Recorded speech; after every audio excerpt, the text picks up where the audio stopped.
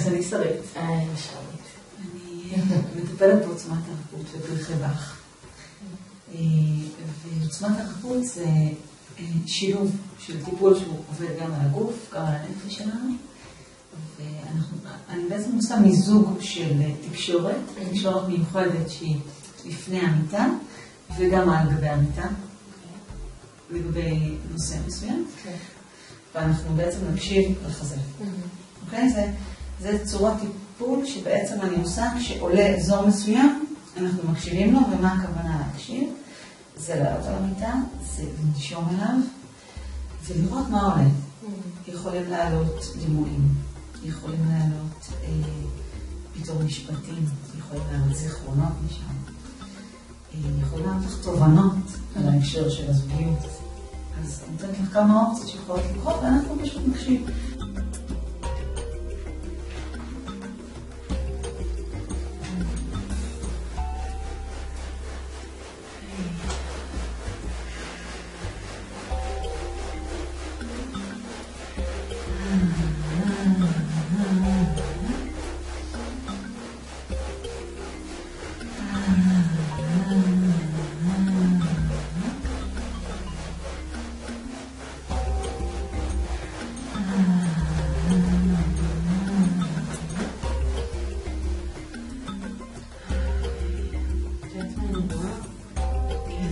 שאני נושמת,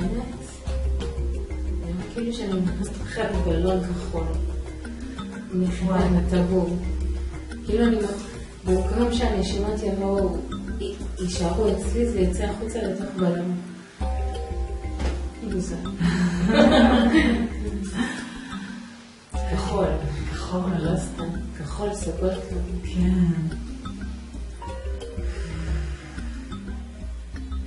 ואיך התחושה שאת רואה את הבלון הזה? איך התחושה איתו? שמחה. שמחה. מרגישה כמו ילדה. אז בואי תני לך.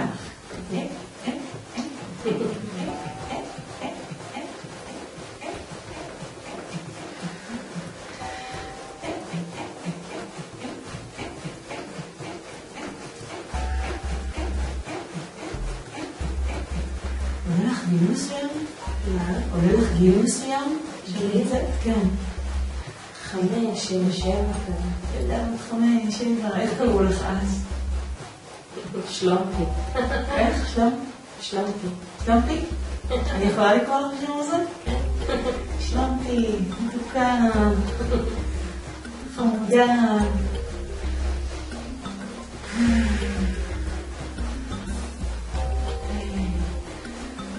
שלומפי שבטח יודעת איך לנשום, שיודעת לשחק. אין לה דאגות. אין לה דאגות עדיין. כיף לה. אז בואי תנשמי על שלומפי, שהיא עדיין בתוכך. היא עדיין שם. הגוף שלנו זוכר, הוא זוכר אותנו, הוא זוכר דברים שעברנו.